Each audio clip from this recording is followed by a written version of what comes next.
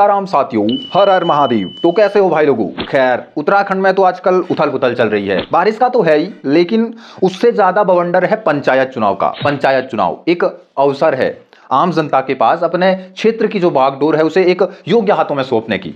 ऐसा हम सभी को लगता है, पर वास्तव में पंचायत चुनाव गांव के 2-4 बेरोजगारों के लिए हर 5 साल में आने वाले एक रोजगार मेले से ज्यादा कुछ भी नहीं। क्योंकि विकास की बातें करते तो सभी है, हाँ विकास भी करते हैं, लेकिन समाज का नहीं, सिर्फ अपना। नॉमिनेशन से वोटिंग तक विकास खूब चलता है प्रत्याशी की जबान पर। जनता के ख्वाबों में कभी ना पूरे होने वाले जनता के वे ख्वाब जो प्रत्याशी द्वारा उन्हें चुनाव से पहले दिखाए तो जाते हैं, लेकिन चुनाव जीतने के बाद प्रत्याशी ही उन्हें खुद भूल जाते हैं और फिर 5 साल तक विकास गायब हो जाता है, जैसे विकास विकास नहीं, मिस्टर इंडिया हो।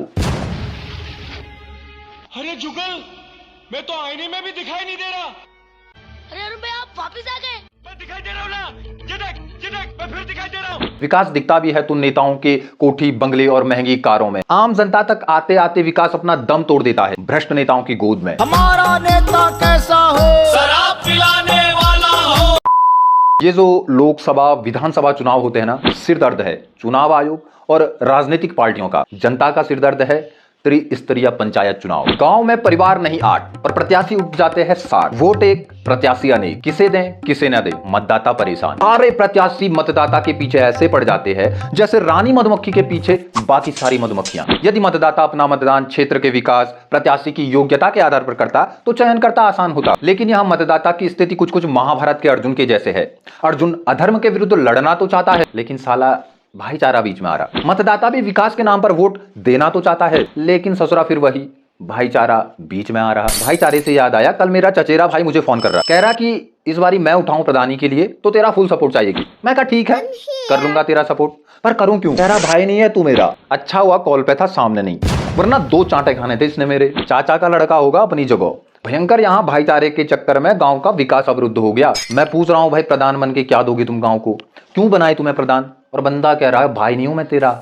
मतलब बंदे के पास विकास का कोई विजन ही नहीं है। कसम से मेरी चाची का लड़का नहीं होता ना तो बताता इसे। और साला गांव का सिस्टम ही यही है। पिछली बार हमारे फूफा बने थे प्रधान, तो गांव के लिए योजना आई थी जिसमें बनने थे गौशाला और लैट्रिन। गौशाला तो बनवा दिए और प्रधान जी पूरे गांव का लैट्रिन खा गए, करप्ट सरकारी विभागों के साथ मिलकर। क्योंकि पूरे गांव की लैट्रिन खाना अकेला फूफा के बस की बात ना थी। साला पूरा सिस्टम ही करप्ट है।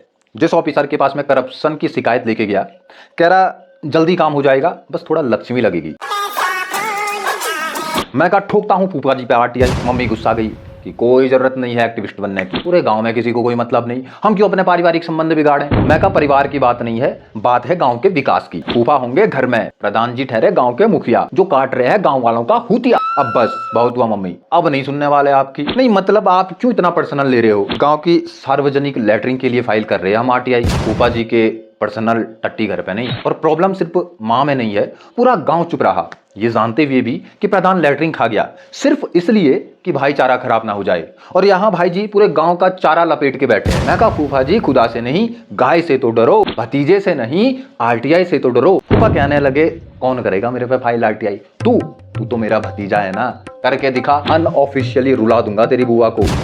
भाई साहब ये जो भाईचारा है ना, आधा से ज्यादा करप्शन इस भाईचारे के चक्कर में ही हो रहा है। फूफा प्रधान, ताऊ क्लर्क, भाई जी, जीजाई, बहन डीएम, ससुरा आरटीआई फाइल करें तो करें कैसे? एक आरटीआई के चक्कर में पूरा भाईचारा खराब हो जाएगा। और इस भाईचारे को बचाने के चक्कर में हमारे देश समाज क्षेत्र की स्थिति खराब होती जा रही है। मन में अंधविश्वास, देश का सत्यानाश, हम होंगे कंगाल एक दिन। चुनाव छोटे हो या बड़े, जाति धर्म क्षेत्र पार्टी दारू मुर्गा के नाम पर हर चुनाव में वोट पड़ते हैं।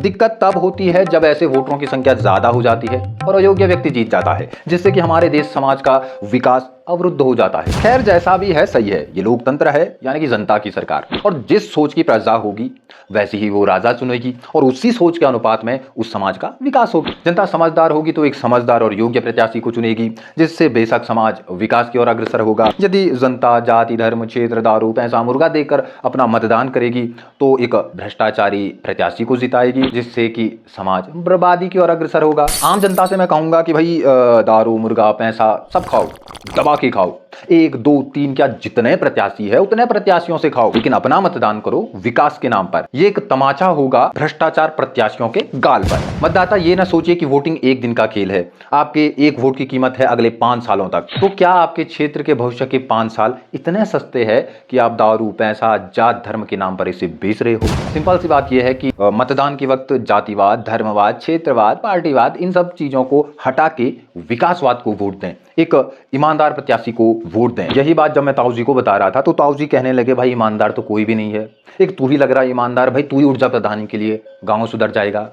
मैं कहा ताऊ जी ठीक है गांव तो सुधर जाएगा पर राजनीति में आके मैं बिगड़ जाऊंगा, उसका क्या? क्योंकि बचपन से दिमाग में बैठा है कि राजनीति बुरी चीज है, जबकि राजनीति नहीं बल्कि आजकल के अधिकांश राजनेता बुरे हैं। क्योंकि पढ़ने लिखने वाले छात्रों को ये समाज IAS PCS बना देते हैं, अब बचे अनपढ़ गुंडे बदमाश ये राजनीति में आ जाते हैं, तो हो गई ना राजनीति खराब। राजनीति क्या भाई साहब, पूरे देश समाज की स्थिति खराब हो जाती है। खैर भ्रष्ट राजनेता हो, षड्यंत्रकारी राजनीति हो या देश के खराब हालात, सब कुछ बदले जा सकते हैं यदि जनता जागरूक हो। जनता का अधिकार सिर्फ एक दिन वोट देने तक नहीं है, तो जनता सिर्फ वोट देने तक सीमित न रहें, अगले 5 सालों तक अपने क्षेत्र के विकास कार्यों पर नजर रखें।